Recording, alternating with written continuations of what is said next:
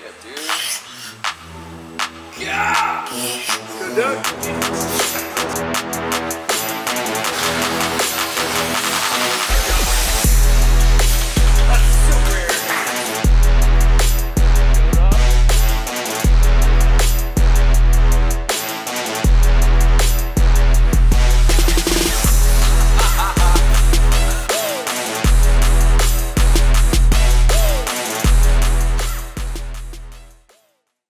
Right on, team. I'm Anders Varner, Coach Travis Mash. We're hanging out at Gym 365 here in Winston-Salem, and we're going to be building up to a set of 5 here, a couple sets of 5 in the front squat. And I know you've probably heard us talk about this stuff on Barbell Shrugged before, but how much we prefer having the front squat be the focus lift. We know that the back squat is the testing lift, and if you're going to lift maximal weight, you have to test it in the back squat. It's put your body in the strongest position, the bar's centered right over your spine. It's obviously the way that you're going to move the most weight.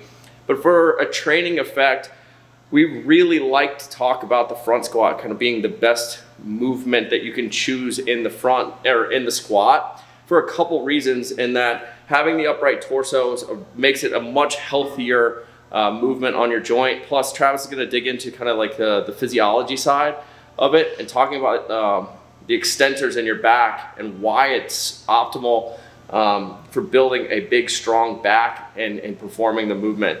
What are you thinking about when you kind of see people going at front squats? Where are a lot of the limitations that that you see?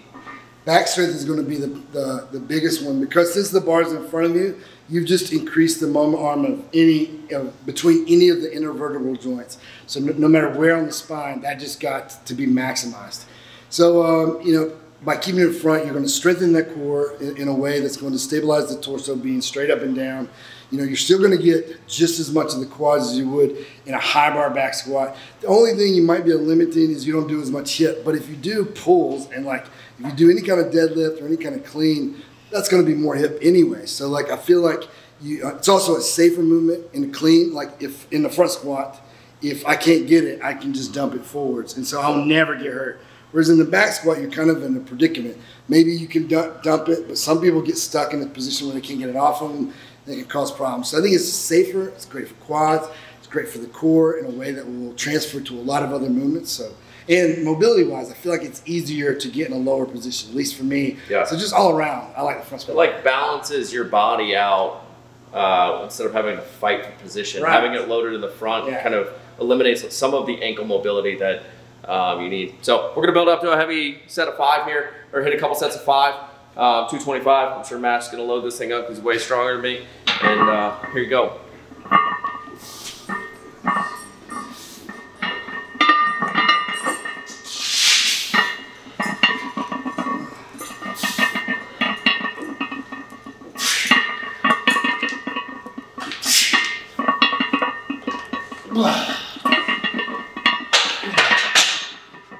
Now, a couple things you're gonna notice. I take a full grip on the bar, and the reason I do that is because this one time Travis saw me front squat and I had pinky out, and he called me out. Especially if you don't need to, especially like some people, it's just not gonna happen. But like for Anders, he's mobile, and so it transfers to the clean way better if you keep a full grip. Because the thing about in the clean, if I can keep a full grip, I can pull every step of the way until I meet the bar. Whereas if I'm going to let go and I have to catch it with my fingers, somewhere in that movement, I stop pulling and the bar just kind of floated. And so it's not as fast, it's not as easy to meet the bar. So it's just way better if you can do it. Yeah, and once I immediately switched over, one of the biggest things was just closing the chain up here. We see a lot of people take it out of the rack in their fingertips, their pinkies, maybe 2 fingers out, and you just have this open chain at the top of the movement, where if you can get a full grip, grab the barbell with some intent, now you close the chain up top and your body is just in a stronger position because everything can be flexed from your fingers all the way through your shoulders, keeping a tighter core. Everything's just going to be turned on more than having a loose grip. I'm going to try it out. Then I can make myself this.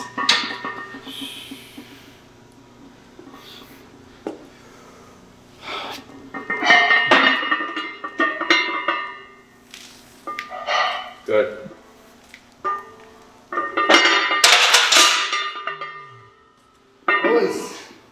Wasn't so bad. Right? just been consistent. When you know, one of the biggest problems you see when somebody doesn't have the back strength, which you mentioned earlier, you start to see that great positioning all the way down, and then as they go to stand, their legs start driving their hips back, and you have this like bent over position. Can you talk about just the extensors and what their role is? They're kind of like this gigantic, most important muscle, like you need it to stand up, and it's posture related, but nobody knows really why. They think they have a weak core, but they don't understand what their core actually means. So when people say core, everyone wants to think about the abdominals, the transverse abdominis, rectus abdominis, but really when it comes to staying upright, this doesn't have a lot to do with it, because you think about where the abs originate and where they attach. All they really do is they pull you into flexion. So they don't push. No muscle in the body pushes, just FYI. Everything pulls. So with the extensors, they're pulling you into extension. You're talking about your spinal erectors. So if in the front squat, when you do that, it's one of three things. You either have a weak back, and so you're getting dumped forward. That's one.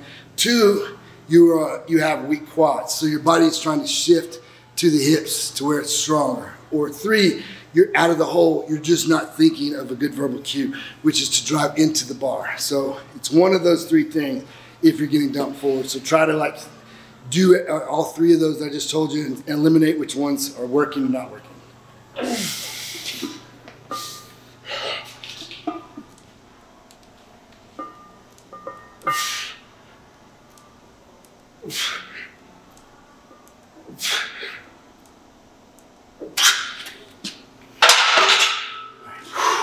I'll go 3 plates and do my 5. There it is. 3 plates. All day today.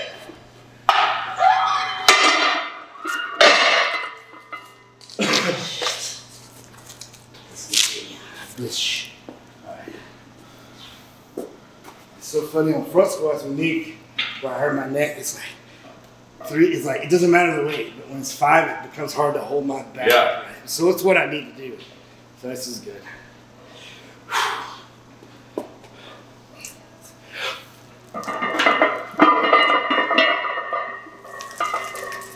Oh yeah.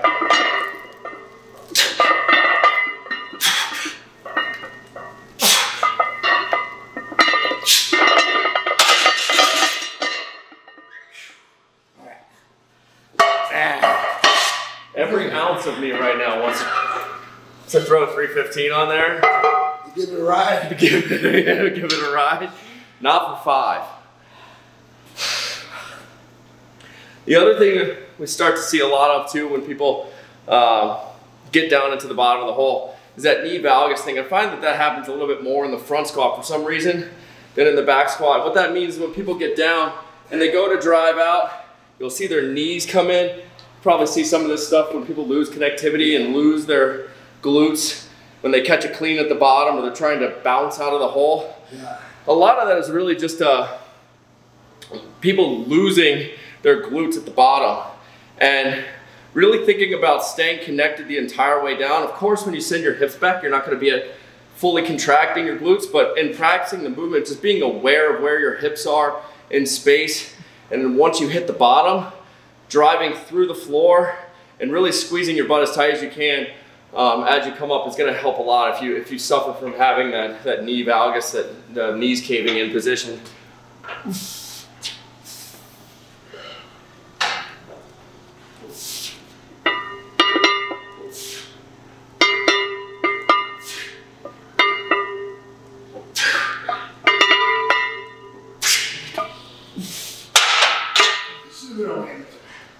I think you're a better weightlifter than CrossFit.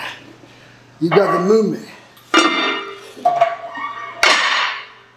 Anyone who can move like me, I feel like I can make it to a great weightlifter. I told you that. Me and Jordan Cantrell would have been great training partners. Yeah, that's exactly what I was thinking. Every time I look at him, I go, that's the guy I would have been if I started weightlifting at 14 years old. In my head, what I was thinking, you two are exactly alike. Here you go. This is gonna be good meeting you. Like, I'm gonna make sure I've been getting ready for this. I love it.